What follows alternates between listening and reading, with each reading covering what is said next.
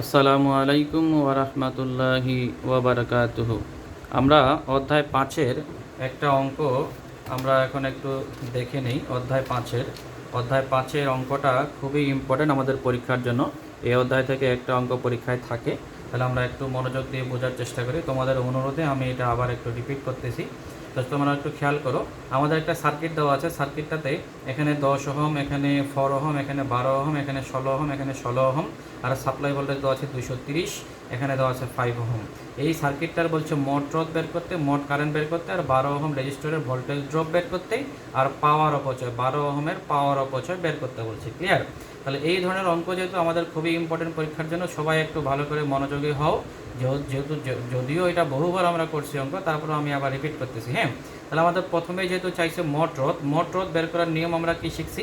আমরা ইচ্ছা করলে এইভাবে মোট রোধ এভাবে এক লাইনে করতে পারবো, অথবা কেউ চিত্র আঁকায় আঁকায় ভাঙ্গাই করতে পারি। ঠিক আছে, যার যেটা খুশি সে সেভাবে করবা।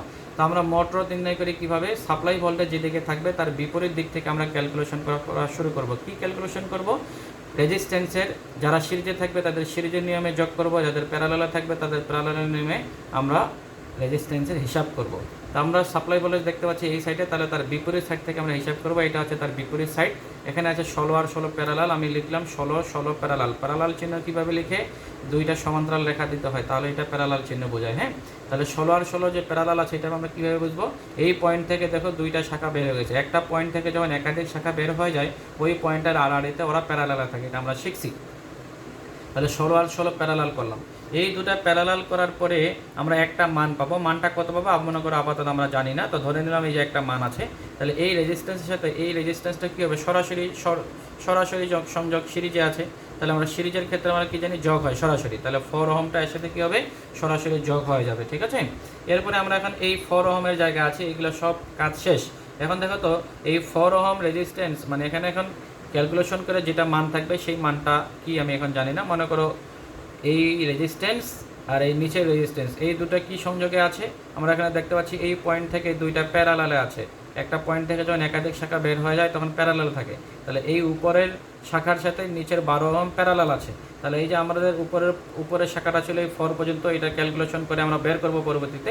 তাহলে এটার সাথে 12 প্যারালাল, এই জন্য 12 প্যারালালের চিহ্ন দিয়ে লিখলাম। ব্র্যাকেট দিব যেহেতু সবগুলো একটা ক্যালকুলেশন আসবে, এই জন্য আমরা ব্র্যাকেট ইউজ করবো, সেকেন্ড ব্র্যাকেট, যেহেতু আগে ফার্স্ট ব্র্যাকেট ইউজ করছি। তাহলে এখানে প্যারালাল চিহ্ন দিয়ে 12 লিখলাম। ওকে, এখন আমাদের এগুলো সব শেষ। এখন আমরা 12 এখানে আসি, এই 12 ওহম শাখার এখানে আসি। তাহলে এখন এই 12 ওহমের সাথে এই শাখার সাথে এই 10 ওহমের শাখাটা কি আছে? সরাসরি সংযোগ সিরিজে আছে, আর তো কোনো শাখা নাই, কোনো কিছু ভাগ হয় নাই। তাহলে সরাসরি যোগ 10, এই যে আমরা 10 যোগ দিলাম। হ্যাঁ, এরপরে নিচে আরও একটা আছে কত? 5। তাহলে 10 এই শাখার সাথে 5 এই শাখার সাথে সিরিজে আছে। তাহলে সিরিজে আমরা যোগ করে দিলাম 10 আর 5। ক্লিয়ার? তাহলে এখন আমরা এটার ক্যালকুলেশন করব। 16 আর 16 যেতে একই মান, দুইটা একই মান হলে একই মানের একাধিক প্যারালালে থাকলে ওই মানটাকে আমরা জয়টা থাকবে তত দ্বারা ভাগ করবো। এটা শর্টকাট নিয়ম। অথবা কি করবা? 16 উপরে গুণ করবা, নিচে যোগ করবা, সেভাবে প্যারালাল করতে পারো। অথবা ক্যালকুলেটরে 16 প্যারালাল কীভাবে করে? 16 ইনভার্স দিয়ে তুলবা প্লাস আকারে, আবার 16 ইনভার্স দিয়ে ইকুয়াল চাপবা, আরেকবার ইনভার্স চেপে ডাইরেক্ট অ্যান্সারটা চলে আসবে। হ্যাঁ, 8। ক্লিয়ার? মনে করো আমি 24 মানে 20 আর 25 মনে করেন আমি প্যারালাল করবো। তাহলে কী হবে? 20 ইনভার্স প্লাস আকারে দিবা, 25 ইনভার্স দিয়ে ইকুয়াল চাপবা, আরেকবার ইনভার্স চাপবা, এভাবে প্যারালাল হয়ে যাবে। হ্যাঁ, ক্যালকুলেটরে। আচ্ছা, তাহলে 16 8 হলো, 8 আর 4 12। এই 12 আর 12 আবার প্যারালাল আছে। তাহলে 12 আর 12 শর্টকাট নিয়ম, 12কে 2 দ্বারা ভাগ করতে হবে, 6 হয়ে যাবে। আর 10 আর 5 15, এই মিলে 15 আর 6 হলো মোট 21 ওহম রোধ। তাহলে আমরা 21 ওহম রোধ এটা একটা অ্যান্সার পেয়ে গেলাম, যেহেতু আমাদের একটা অ্যান্সার চাইছে। এরপরে হচ্ছে মোট কারেন্ট। তো মোট কারেন্টের সূত্র কি? I = মোট ভোল্টেজ ডিভাইডেড বাই মোট রোধ। তাহলে মোট ভোল্টেজ আমার 230 দেওয়া আছে, মোট রোধ আমি বের করছি 21, কারেন্ট বের করলাম 10.95। এরপরে আমার চাইছে কি 12 ওহম রোধের ভোল্টেজ ড্রপ। তো ভোল্টেজ ড্রপের ক্ষেত্রে আমরা বারবার তোমাদেরকে একটা জিনিস বুঝাইছি, যে জায়গারই ভোল্টেজ ড্রপ বের করতে বলুক না কেন ওই জায়গায় কারেন্ট লাগবে, ওই জায়গায় রেজিস্ট্যান্স লাগবে। তাহলে আমার যেহেতু 12 ওহমের ভোল্টেজ ড্রপ বের করতে বলছে, 12 ওহম শাখার ভিতর দিয়ে কত কারেন্ট আছে সেটা আমাকে বের করতে হবে। তাহলে এই শাখার কারেন্ট বের করার জন্য আমাকে আগে টোটাল কারেন্ট জানতে হবে, সার্কিটের মোট কারেন্ট। তো সার্কিটের মোট কারেন্টের নাম আমি ব্যবহার করছি আই আমি অলরেডি বের করছি। এখন এই আইটা কি হবে?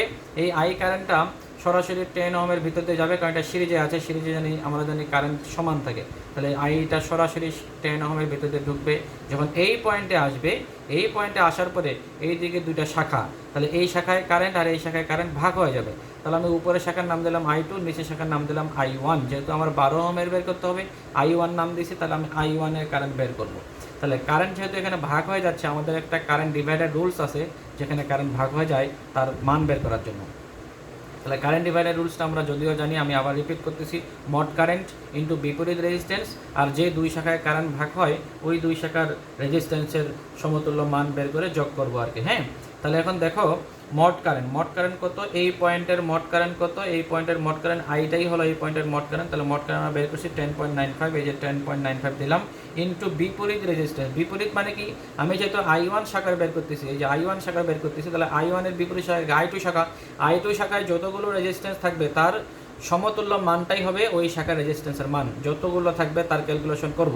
তাহলে 16 আর 16 ক্যালকুলেশন করলে হয় 8, 8-এর সাথে 4 হয় প্লাস 12, তাহলে বিপরীত রেজিস্ট্যান্স হলো 12। এই হলো আমি 12 বসাই দিলাম, এখানে আমি দেখাইছি 16 প্যারালাল প্লাস 4 এই 12, ঠিক আছে। তাহলে এই বিপরীত রেজিস্ট্যান্সটাই সরাসরি প্রথমে নিচে বসাই দেবা সহজ পদ্ধতিতে করার জন্য। এই বিপরীত রেজিস্ট্যান্স সরাসরি বসাই দিলাম। এরপরে যে শাখার তুমি বের করতেছো কারেন্ট, ওই শাখার রোধটা বসাই দিবা। তাহলে I1 শাখার রোধ কত, 12, এই 12 আমি বসাই দিলাম। ক্লিয়ার? তাহলে এখন ক্যালকুলেশন করে আমি কারেন্ট পেয়ে গেলাম এত। এটাই হচ্ছে আমাদের মোট কারেন্ট, যেহেতু আমাদের এটা চাইছি। আমাদের ভোল্টেজ ড্রপ বের করতেছি। হ্যাঁ, আচ্ছা, এখন ভোল্টেজ ড্রপ 12 ওহমের কারেন্ট আমি পেয়ে গেছি কত, 5.475। এটা হচ্ছে 12 ওহমের ভিতর দিয়ে প্রবাহিত কারেন্ট। তাহলে এখন 12 ওহমের ভোল্টেজ ড্রপ কী হবে, কারেন্ট পাইছি তার সাথে রেজিস্ট্যান্স গুণ করে দেবো, যেহেতু V = IR, এই সূত্রের সাথে ভোল্টেজ ড্রপ বের করতে হয়। তাহলে কারেন্টের সাথে রেজিস্ট্যান্স গুণ করে দিলাম, এই যে হলো 65.7, এটাই হচ্ছে আমার 12 ওহমের ভোল্টেজ ড্রপ। তার সাথে আমি আরেকটা মান চাইছি 12 ওহমের পাওয়ার অপচয়, 12 ওহমের পাওয়ার অপচয়। তাহলে পাওয়ার অপচয় সূত্র আমরা জানি P = VI।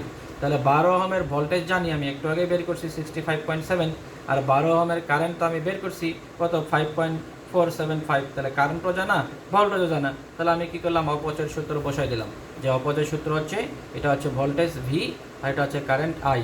এই হলো V, এই হলো I। তাহলে কি হয়ে গেল, পাওয়ার অপচয় বের হয়ে গেল। ঠিক আছে, এভাবে তোমরা এই অধ্যায়ের অঙ্কগুলো ভালো করে প্র্যাকটিস করো।